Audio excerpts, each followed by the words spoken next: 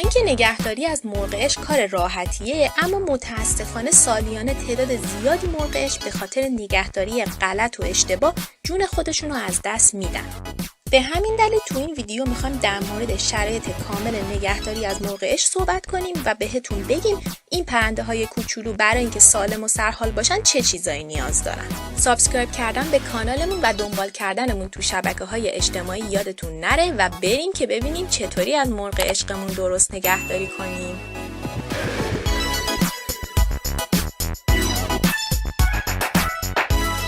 اگر میخوایم مرغ عشق سالمی داشته باشیم باید اونو سالم هم بخریم. پس لازمه موقع خریدنش از سالم بودنش مطمئن بشیم. برای خیلیا پیش اومده که مرغ عشق خریدن و پرنده به محض ورود به خونه یا چند روز بعد تلف شده. به همین خاطر قبل از انتخاب مرغ عشق عجله نکنید و با دقت حداقل 10 دقیقه مرغ عشقی رو که انتخاب کردین زیر نظر بگیرید. یه مرغ عشق سالم و سرحال این ویژگی‌ها رو داره: پر انرژی و پر جنب و جوشه و با مرغ عشقای دیگه تعامل برقرار میکنه، خودشو پف نکرده، هر دو تا چشماش کاملا باز و هوشیارن، زیاد آواز میخونه و سر و صدا میکنه، سوراخ‌های بینیش کاملا تمیزه و اثری از ترشحات یا گرفتگی دیده نمیشه، اشتهای خیلی خوبی داره، پرهای همه جای بدنش کاملا یک دست هستن، مقعدش تمیزه و مدفوع بهش نچسبیده و نوک و پوسته پاهاش هم صاف و یک دسته و لایه لایه نیست. اگر یکی از این نشونه ها رو توی مرغ عشق که انتخاب کردین دیدین، بهتر اون رو خریداری نکنید.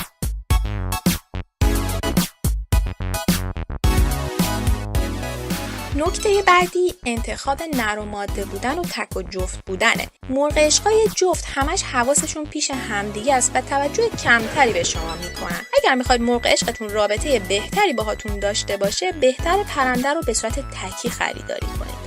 البته اگر وقت کافی برای پرنده ندارید و مجبورید کل روز مرغ عشقتون رو تنها بذارید، پیشنهاد میکنیم یه جفت مرغ عشق بخرید. در مورد نر و ماده بودنشون هم تفاوت خیلی زیادی وجود نداره، ولی مرغ عشق نر بیشتر تمایل به تقلید صدا داره و زودتر هم دست میشه. مخصوصا اگر دوست دارید به مرغ عشقتون حرف زدن یاد بدید، بهتر جنس نر رو انتخاب کنید. خب حالا که مرغ عشق رو انتخاب کردیم و خریدیم، موقع انتخاب قفس و وسایل مورد نیازشه.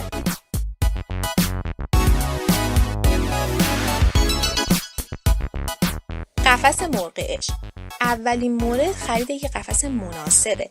اندازه قفس هرچی بزرگتر باشه بهتره. موقع انتخاب قفس دقت کنید که فاصله بین میله ها زیاد نباشه و مرغ عشق نتونه ازش بیرون بیاد.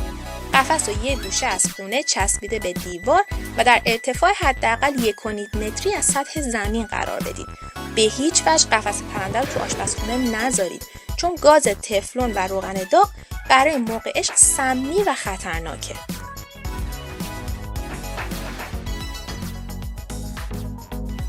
کف قفس مرغ عشق هم میتونید با روزنامه بپوشونید.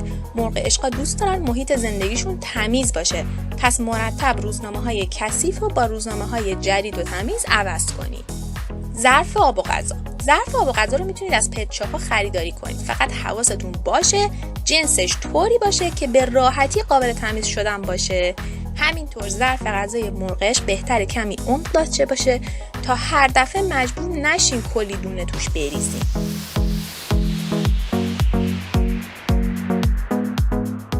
خب بعد از خرید قفس و وسایل میرسیم به مورد خیلی مهم، یعنی انتخاب غذای مناسب برای مرغ عشق. مرغ عشق‌ها دانه خوارن و بیشتر رژیم غذایشون دونه‌های خوراکیه، اما برای حفظ سلامتیشون به تنوع غذایی هم نیاز دارن و مرغ عشقی که فقط ارزن یا دونه میخوره به زودی از بین میره. بعضی فروشنده ها غذای مرغ عشق رو ارزن معرفی میکنن و صاحبشون هم تا آخر عمر به اون پرنده ارزن میده که این درست نیست. دانه های مناسب مرغ عشق عبارتند از ارزن، گندم سیاه، دانه قناری، جو خرد شده، جو دوسر، کینوا، تخم کتان و ذرت دون شده. دونه ها رو میتونید جدا بخرید و بعد ترکیب کنید، یا اینکه نه از پت شاپ ها غذای پرنده یا پلت تجاری مخصوص توتی های کوچیک رو خریداری کنید که بهتر و سالم‌تر هم هست.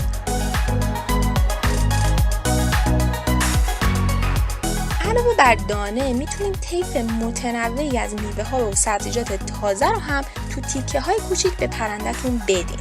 میوه ها و سبزیجات بی ضرر برای مرغ عشق اینا هستن: سیب، گیلاس، گلابی، هلو، جوانه گندم، کاهو، زردآلو، نخود فرنگی، موز، فلفل دلمه‌ای، بروکلی و اسفناج. از دادن میوه های خراب و له شده به مرغ عشق خودداری کنید و بعد از 24 ساعت اگر کمی از میوه داخل قفس مونده حتما برش دارین و به جاش میوه تازه بذارین.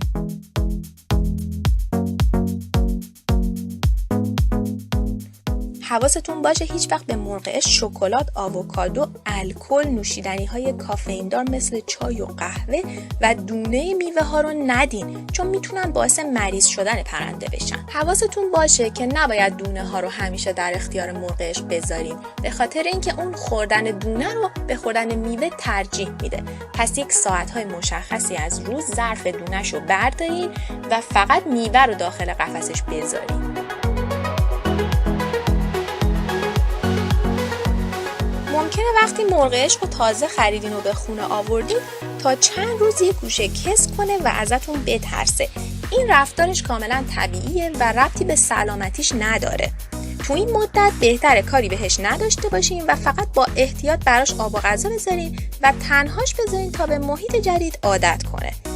هر گونه حرکت ناگهانی، صدای بلند، ضربه به میله قفس و بردن دست داخل قفس میتونه مرغ عشق رو کاملا بترسونه و از دوستی با شما ناامیدش کنه. عادت کردن مرغ عشق به شما و خونه جدید به شخصیت پرنده‌تون بستگی داره. بعضی پرنده‌ها زودتر اعتماد میکنن و بعضی دیگه ممکنه این دوره تا 3 ماه هم براشون طول بکشه. پس صبور باشید.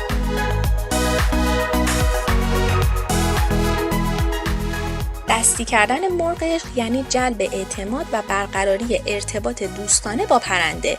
وقتی حس کردین که مرغ عشق با دیدن شما دیگه نمیترسه و بهتون عادت کرده، میتونید دستی کردنش رو شروع کنید. در مورد دستی کردن مرغ عشقا ما یه ویدیوی کامل ساختیم که لینکشون رو براتون این بالا میذاریم که برید تماشا کنید و یادش بگیرید.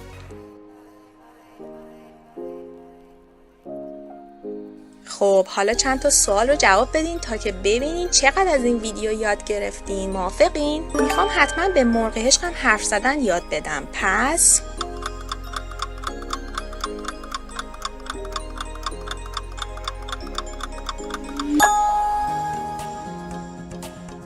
غذای مرغ عشق چی باید باشه؟